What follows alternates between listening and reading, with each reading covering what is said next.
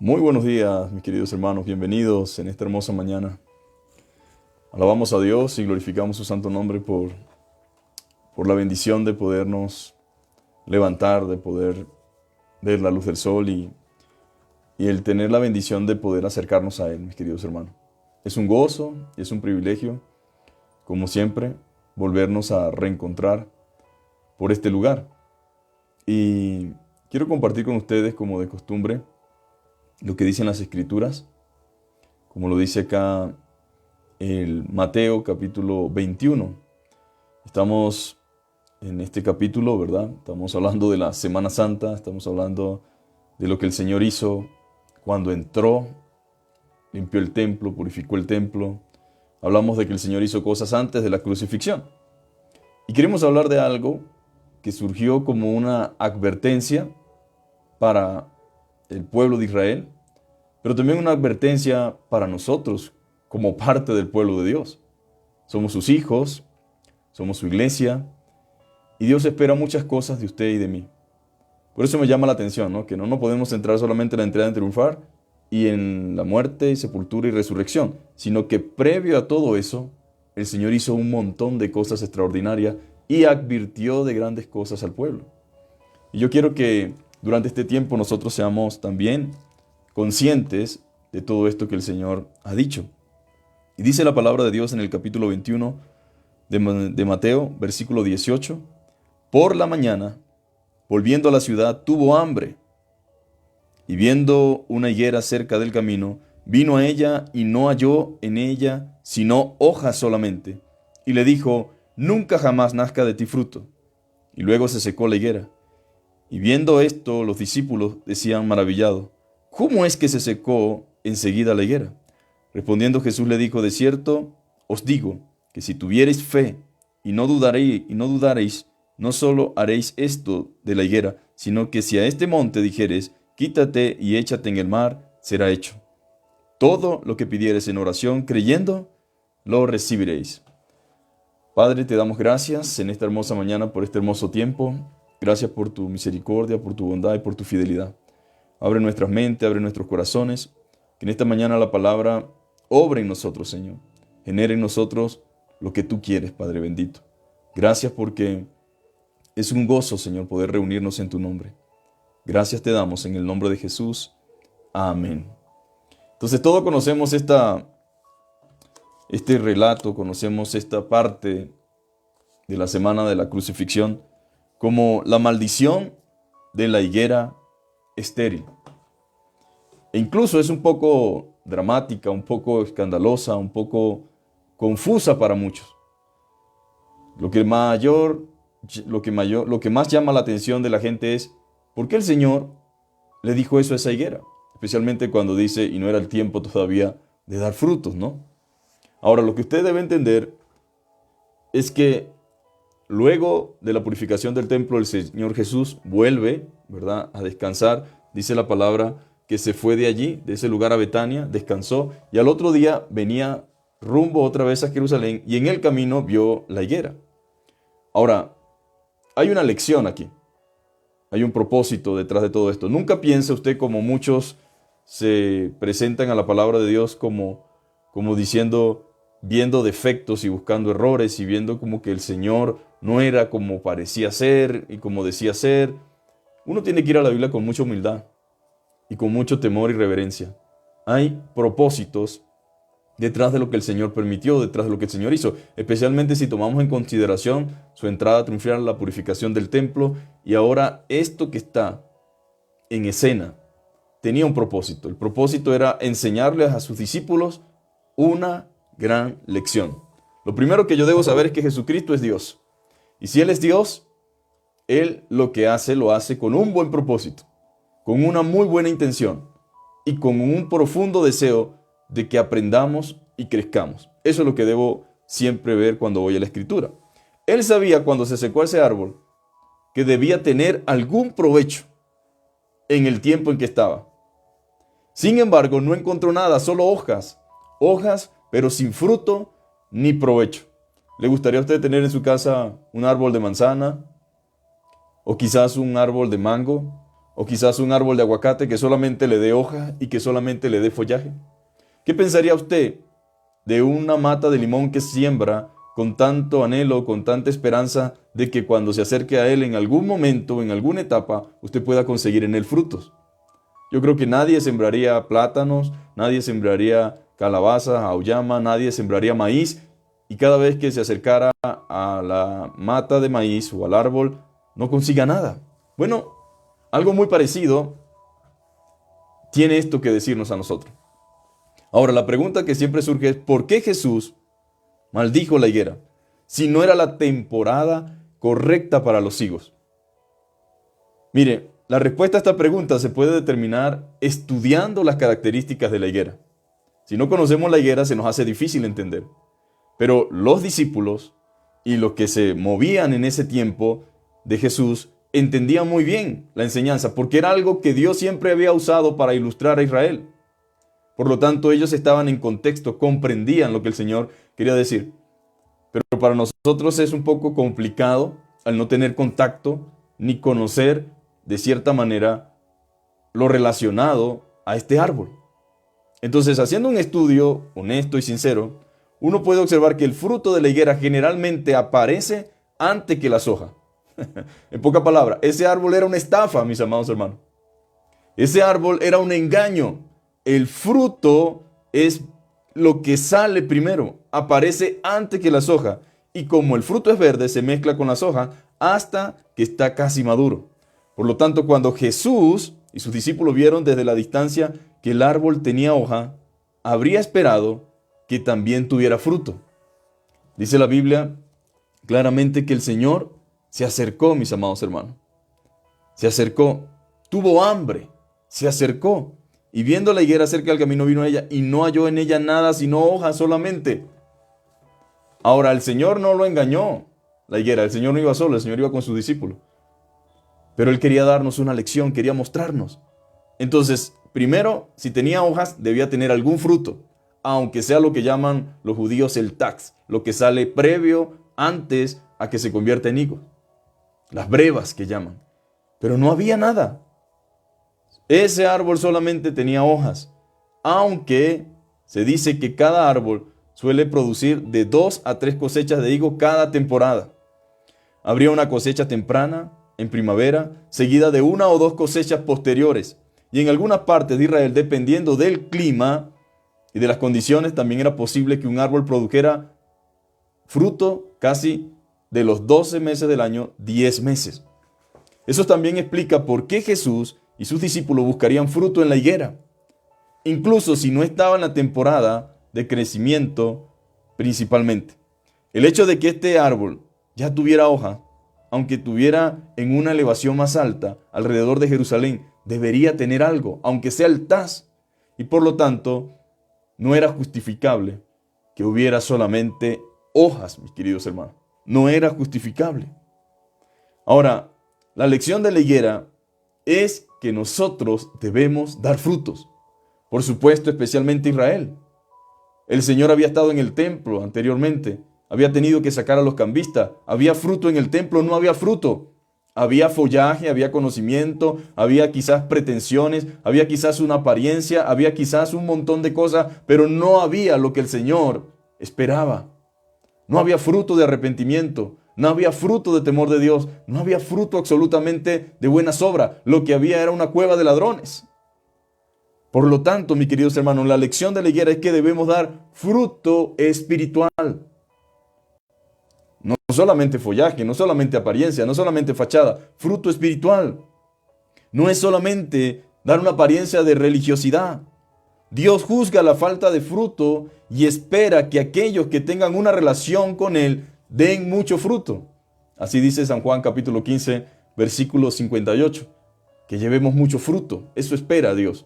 Y no por nuestra propia cuenta, ¿verdad? Obviamente sabemos que nosotros somos los pámpanos, pero el Señor es la vid verdadera. La lección de la higuera es que debemos dar fruto espiritual. En esta Semana Santa, ¿cuáles son los frutos? ¿Hemos pensado en nuestra responsabilidad como creyentes? Como creyentes que debemos dar frutos. Dios va a juzgar la falta de frutos y espera que aquellos que tengan una relación con Él den mucho fruto. Los judíos asociaban la higuera con la bendición de Dios, pero de la misma manera asociaban una higuera sin fruto con el juicio divino. ¿Se da cuenta que los judíos tenían claro el mensaje? El problema es para nosotros, los occidentales, los suramericanos, centroamericanos, latinoamericanos. Pero para ellos era muy claro, porque desde tiempo antiguo Dios le hablaba por medio de los profetas y hacía la similitud de que Israel era su vid, de que Israel era su higuera. Ellos comprendían muy bien lo que el Señor enseñaba.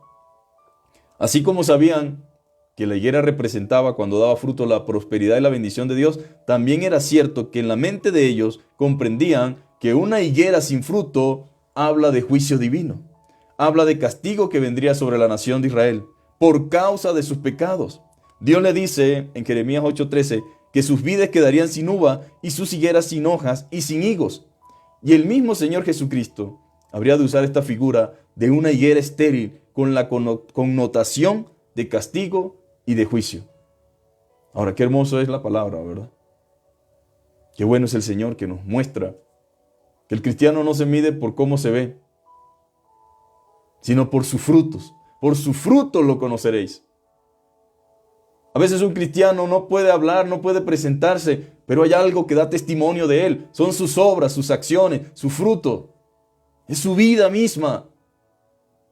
En su obrar diario, en su constante caminar, que va desprendiendo fruto, va impartiendo un aroma diferente a la que comúnmente vemos, mis queridos hermanos.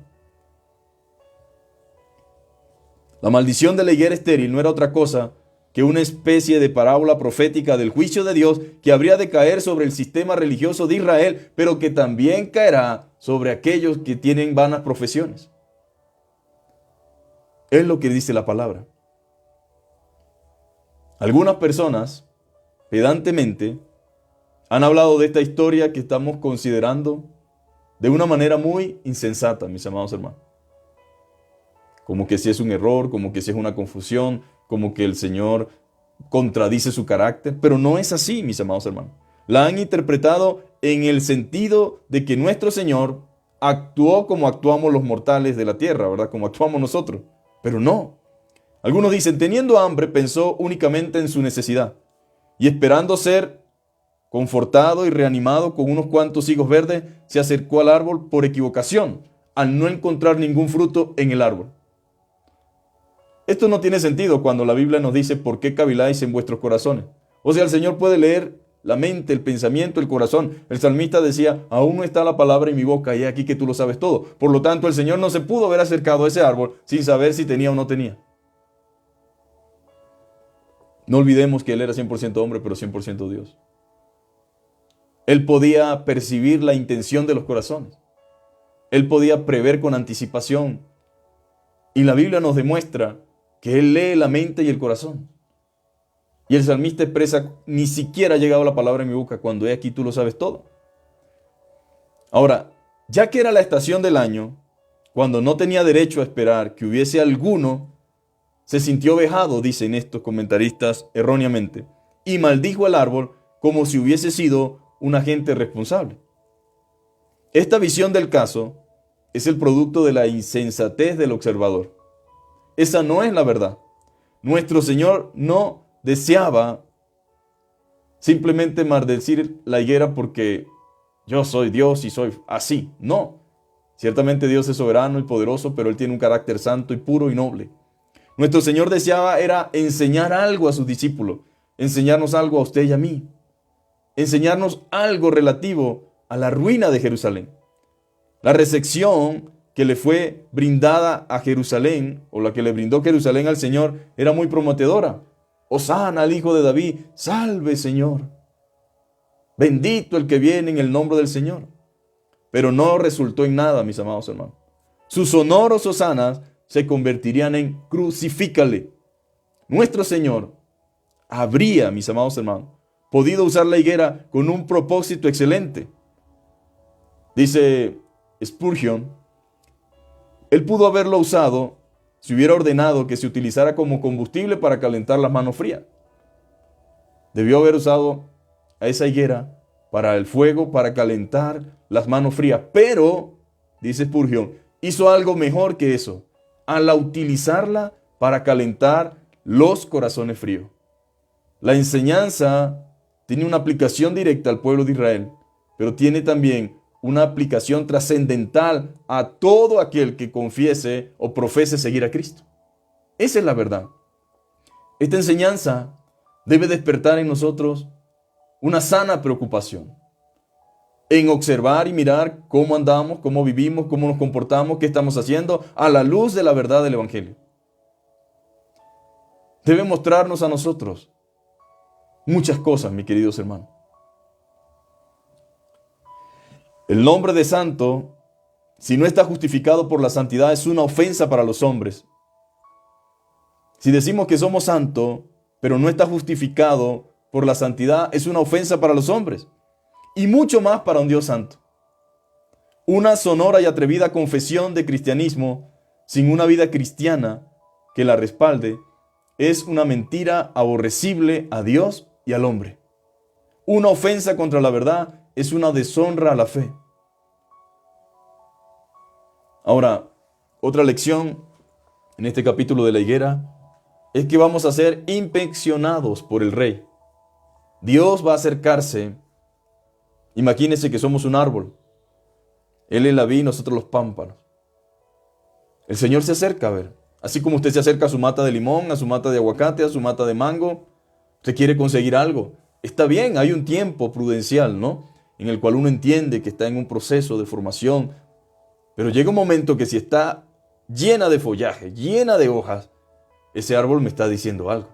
Estoy listo, ven a buscar algo. Pero qué decepción tan grande cuando vamos a buscar limones y no los vemos. ¿Dónde están? Qué decepción tan grande cuando nos acercamos al árbol y no vemos absolutamente nada. Vamos a ser inspeccionados por el Rey Jesús. Se acercará a ellos y cuando esté cerca buscará fruto. Spurgeon también decía, el primer Adán fue a la higuera en busca de hojas. ¿Se acuerdan que se cubrió con hojas de higuera Adán después del pecado? Pero el segundo Adán busca higos. Cristo busca higos, lo cual significa busca fruto. Él escudriña nuestro carácter exhaustivamente para ver si hay una fe real en nosotros. Un amor verdadero, alguna esperanza viva y gozo, que es el fruto del Espíritu. Él busca en nosotros paciencia, Él busca en nosotros abnegación, Él busca en nosotros fervor en la oración, Él busca algún caminar con Dios, alguna morada del Espíritu Santo. Y si no ve estas cosas, no está satisfecho con la asistencia a la iglesia, con la asistencia a la congregación, o con la reunión de oración, o con reuniones y comuniones, con sermones y lecturas de la Biblia, pues todas estas cosas podrían ser solamente follaje, si no hay fruto en nuestra vida, mis amados hermanos. Millones de personas viven engañadas por mi culpa y por mi gran culpa. Millones de personas se dan golpe de pecho, latigazo. Algunos hacen en carne viva, tratando de imitar el proceso que vivió el Señor, pero luego que termina la Semana Santa, siguen igual o peores, mis queridos hermanos. Entonces todas esas cosas externas que se manifiestan, que se hacen para aparentar, solo follaje. Dios condenó al árbol, mis amados hermanos. ¿No fue correcto que lo condenara? Pudiéramos preguntarnos en esta mañana. ¿Dios lo maldijo? En realidad, parece que el Señor fue muy duro con el árbol. Ay, ¿por qué el Señor hizo eso? Y la gente se centra en eso, pero no ve lo que el fruto era, lo que el fruto representaba. En realidad, Dios no lo maldijo. Ya el árbol era una maldición. Estaba calculado para seducir a los hambrientos y sacarlo de su camino para engañarlo. La gente iba caminando con la intención de llegar al sitio, veía el árbol y decía, ay, qué rico, voy a ver si me como algo. Y cuando llegaba no había nada, no había ningún tipo de fruto. Solamente sacaba a la gente del camino, lo seducía, pero era un engaño. Dios no acepta que los pobres y los necesitados sean hechos objeto de burla. Engañado. ¿Cuánta gente no se engaña con muchos que se hacen llamar cristianos? ¿Cuántas mujeres embaucadas? ¿Cuántos hombres embaucados? Que yo soy cristiana, que yo soy cristiano, que yo soy un hombre de Dios, que yo soy una mujer de Dios. Y la gente se acerca y cuando comienza a detallar y a buscar fruto en la vida de esa persona, no hay nada. No hay absolutamente nada que brindar, no hay absolutamente nada que saciar, no hay absolutamente nada que dar. Pues ese no es el propósito de la vida cristiana o el propósito de un hijo de Dios. Debemos dar fruto y fruto que abunde, mis amados hermanos. Por su fruto nos va a conocer la gente. Puede que la gente nos crea que le digamos que somos cristianos, que somos hijos de Dios. Ay, qué chévere, qué bueno. Pero a medida que comienza a andar con nosotros y a caminar con nosotros, dice, tú no eres ningún hijo de Dios, ni ninguna hija de Dios. Tú eres perverso, malicioso, envidioso, chismoso, egoísta. Eres una persona manipuladora. Ahora, duele decirlo, pero es la verdad, mis amados hermanos. Y el Señor no quiere una profesión de fe vacía, porque una profesión de fe vacía es una maldición práctica. Y entonces, no debería recibir el Señor la censura. ¿No debería el Señor censurar a los mentirosos y a los que no andan en la verdad? El árbol no servía de nada allí donde estaba. No ministraba para el refrigerio de nadie. No ministraba para el refrigerio de nadie. No daba nada, mis queridos hermanos. Así es el profesante, el estéril. Ocupa una posición en la que debería ser una bendición, pero en verdad brota de él una maligna influencia. Una maligna influencia. Si la gracia de Dios no está en él, es totalmente inútil y con toda probabilidad es una maldición. Es una maldición, es una can en el campamento que contrista al Señor y que provoca que rehúse el éxito para su pueblo. Sin embargo, nuestro Señor va más allá, mis queridos hermanos. Recuerdo al maestro que decía, de hermenéutica, decía, hay un mensaje y un contexto inmediato. Mucha gente en el mundo cristiano se queda en el contexto inmediato y dice, ay, esos judíos, hay que ver que Israel era tremendo. Esa gente de verdad que era dura de corazón. Ay, qué gente tan tremenda. No, hermano, hay que ver que ese Israel, Dios mío, increíble, ¿verdad, mi hermano? Y yo me miro y me río solo y digo, ¿Israel? ¿Será que el Señor escribió eso solamente para Israel? ¿Qué sentido tendría la Biblia en este siglo para usted y para mí si ese mensaje fuese solamente para Israel? ¿Cuál es el asunto de todo esto, mis amados hermanos? La gente sigue viendo la pasión y la crucifixión del Señor como algo que pasó hace muchos años. Lo ven como algo histórico, como algo que tal vez nos pueda dejar algo, pero no lo ven como algo real, con un propósito real. Yo no puedo ver la Escritura simplemente como lo que Dios hizo y lo que sucedió en aquel entonces para aquella persona. Eso sucedió para usted, para mí, para darnos una lección, para mostrarnos algo. No es la palabra de Dios y pensar eso nada más.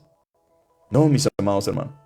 El Señor usó la higuera con un buen propósito, haciendo que se secara, pues ella se convirtió a partir de entonces en una señal y en una advertencia para todos los demás que se valen de vanas pretensiones en el tiempo de Jesús, en el tiempo de ahora, en el tiempo en el que estamos usted y yo. Dios pronunció una sentencia sobre ella. ¿Y cuál fue esa sentencia? Fue simplemente como eras. Nunca más nazca de ti fruto, porque tú no has tenido fruto nunca.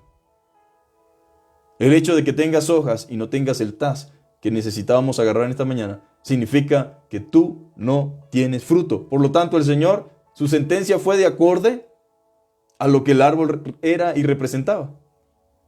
En realidad, no maldijo Dios un árbol fructífero. No maldijo Dios o no la sentenció porque era un árbol que daba todo lo que se esperaba de él. No, mis amados hermanos. El Señor simplemente pronunció lo que realmente era ese árbol. Fue solo una confirmación lo que hizo el Señor del estado natural del árbol. Ahora, puede ser que para nosotros se nos haga difícil entender todas las cosas, con todos los detalles que están en la palabra de Dios. Pero algo sí hay claro en esta mañana, mis amados hermanos.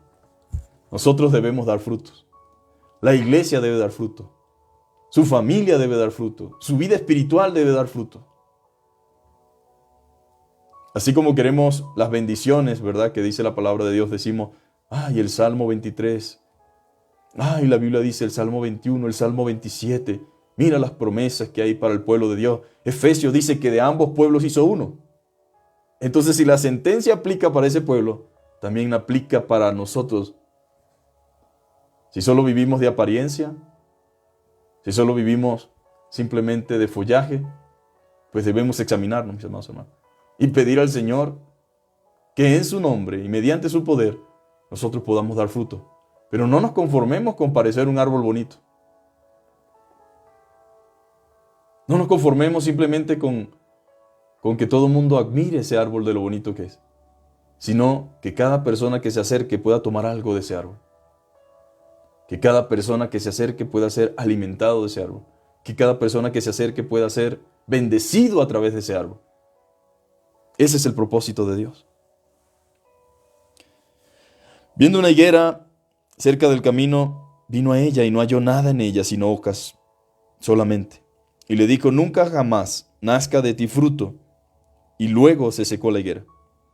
Viendo esto los discípulos decían maravillados, ¿cómo es que se secó enseguida la higuera? Eso fue lo único que pudieron entender los discípulos. Ahí se quedaron, y ahí se queda mucha gente. Respondiendo Jesús le dijo, de cierto os digo que si tuviese fe y no dudareis, no solamente haréis esto de la higuera, sino que si a este monte dijeres, quítate y échate en el mar, será hecho.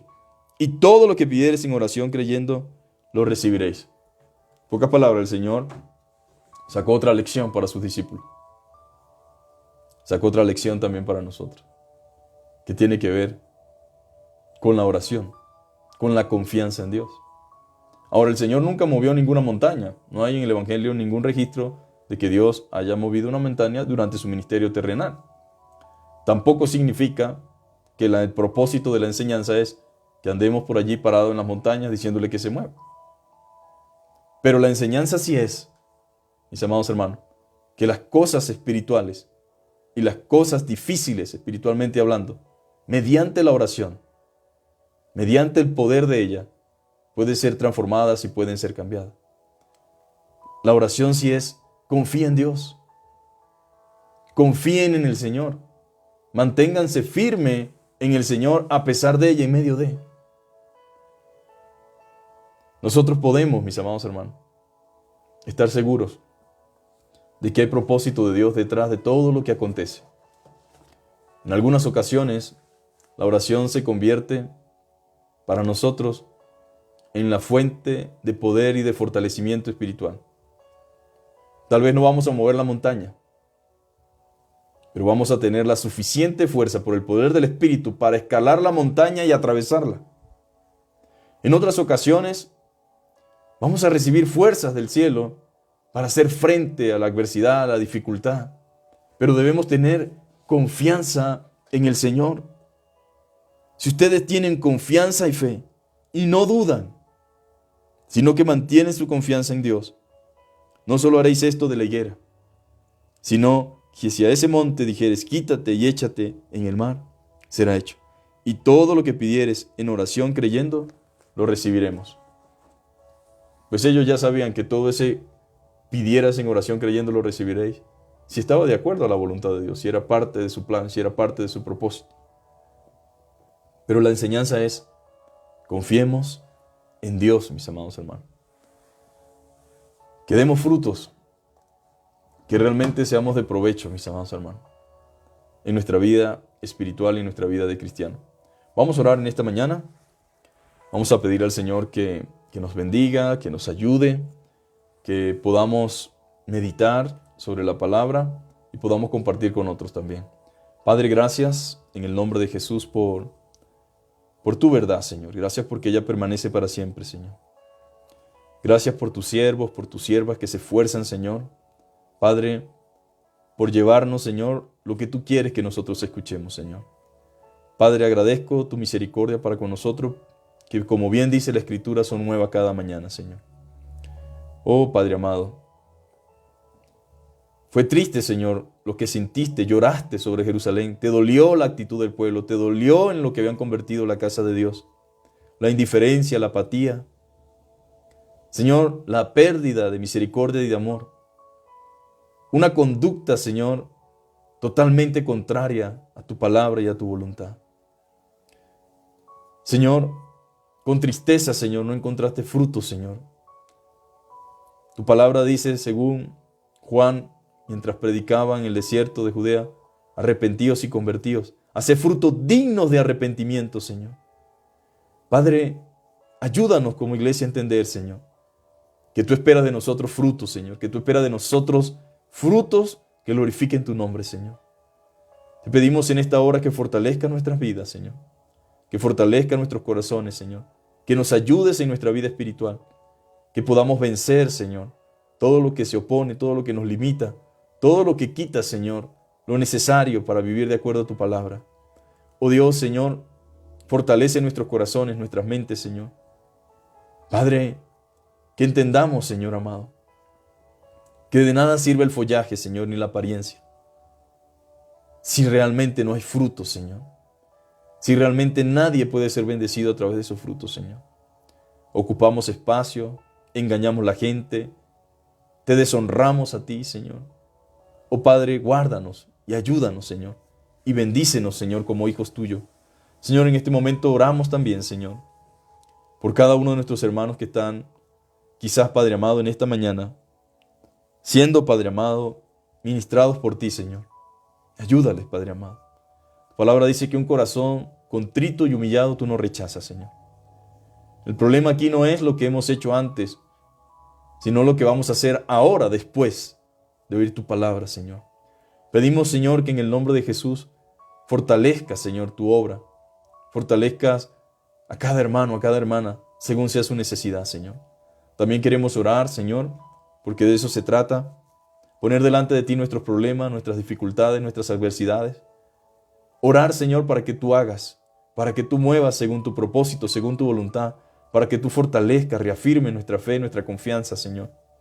Bendice, Señor, a los hermanos, Señor, que están atravesando momentos difíciles. Aquellos que están, Señor, en situaciones, Señor, de necesidad, Señor. En situaciones de vulnerabilidad, Señor.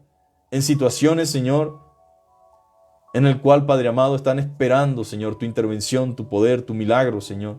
Están esperando, Señor, en tu misericordia.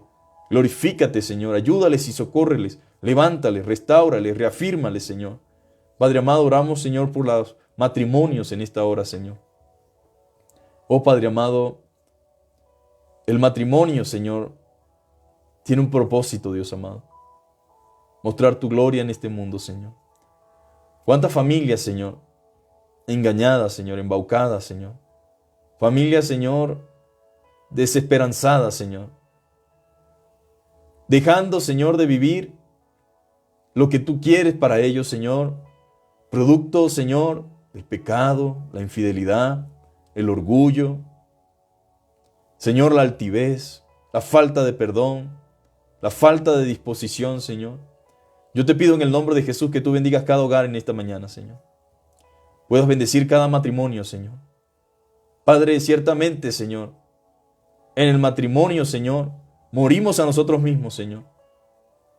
En el matrimonio, Señor, servimos a nuestro cónyuge. En el matrimonio, Señor, nos perdonamos, Señor. En el matrimonio nos sobrellevamos. Padre, pero también es cierto que un matrimonio, Señor, que entiende tu palabra, es un matrimonio que puede disfrutar, que se puede gozar, que se puede alegrar, que puede tener tiempos diferentes, Señor. Que tú no quieres que vivamos, Señor, bajo una situación, Señor amado, de descontento, insatisfacción, por simplemente compromiso, Señor. No, Padre amado, tú puedes restaurar las relaciones, tú puedes restaurar los matrimonios, tú puedes poner en ambos cónyuges, Señor, el sentir, Señor, la disposición, la voluntad. Señor, yo te pido que bendiga los matrimonios, Señor. Aquellos que han pensado que la única solución para ellos es el divorcio, Señor. Que puedan humillarse delante de ti, entender en primer lugar que esa no es tu voluntad, Señor. Y que puedan someterse a tu palabra. Que puedan someterse, Señor, a lo que la Escritura dice, buscar ayuda. Señor, no rendirse tan fácilmente, Señor. Restaura, Señor. Restaura la familia, restaura los hogares. Restaura, Señor amado, el respeto que a veces se pierde en la relación, en el matrimonio. Restaura la relación entre los cónyuges, que cada uno se vea como tú quieres que nos veamos, Señor amado. con respeto, Señor amado, con consideración, con amor, con comprensión. Padre amado, tú puedes hacer tantas cosas, Señor, pero permite que la fe le sea suficiente para confiar en que tú no mientes en lo que dices, Señor, y que tú estás interesado en sanar su hogar, en sanar su familia, en sanar su matrimonio. Señor, delante de ti están, Señor. En tus manos están también aquellos, Señor, que están experimentando, Señor, el sufrimiento, Padre amado, a través, Señor, de enfermedades, a través de dolencias, Señor. Padre, sé tú su gozo, sé tú su fortaleza, sé tú su sustento, Señor. Sé tú, Padre amado, en el nombre de Jesús, alentando sus almas, vivificando sus almas, fortaleciendo su ser interior, Señor. Renovando sus pensamientos, Señor. Llenándoles de gracia, Señor. Llenándoles de esperanza, acompañándoles en medio del dolor y dándole la suficiente fe, Señor, de que para el que cree, Señor amado, todo le es posible, Señor. Al que cree, Señor amado, al que espera en ti, al que confía en ti, Señor amado, tú obras, Padre amado. Señor, gracias, Padre. Bendice a mis hermanos, los que van a viajar, los que están de viaje, los que van a disfrutar este tiempo en familia, Señor. Dales buen éxito, concédeles gracias, Señor, para ser luz en medio de las tinieblas, para resplandecer, para ser de provecho, para ser de bendición, para la familia, para los amigos. Y así, Señor amado, te damos gracias, Señor, por permitirnos, Señor, servirte, por permitirnos, Señor, edificarnos, Señor, por medio de la palabra, Señor. En el nombre de Jesús. Amén y amén. Dios les bendiga, mis amados hermanos. Dios les guarde. Cuídense mucho. Seguimos adelante, mis amados hermanos.